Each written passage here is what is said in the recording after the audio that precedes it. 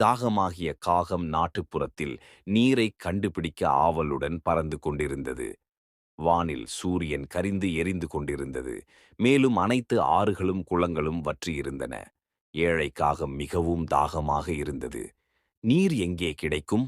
எனக்கு மிகுந்த தாகம். அந்த நேரத்தில் காகம் ஒரு மரத்தின் கீழ் ஒரு பானை ஒன்று இருப்பதை பார்த்தது. அது துடிக்க துடிக்க கீழே பறந்து சென்றது. பானை உள்ளே நீர் இருக்கும் என்று நம்பிக்கையுடன். பானைக்குள் நீர் இருக்கிறது. ஆனால் என் அலகால் அது எட்ட முடியவில்லை. காகம் நீரை எட்டும் முயற்சியில் முயன்றது. ஆனால் எவ்வளவு முயன்றாலும் அது பானையின் அடியில் உள்ள நீரை எட்ட முடியவில்லை.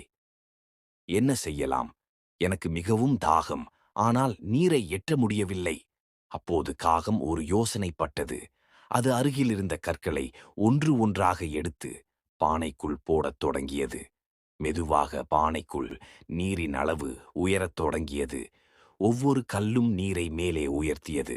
காகம் தன்னுடைய தாகத்தை தணிக்க உறுதி கொண்டது. பல கற்களை போட்ட பிறகு பானைக்குள் நீரின் அளவு உச்சத்தை எட்டியது. இப்போது நான் நீரை பருக முடியும். காகம் தாகமாக நீரை பருகியது. புத்துணர்ச்சியுடன் திருப்தி அடைந்தது.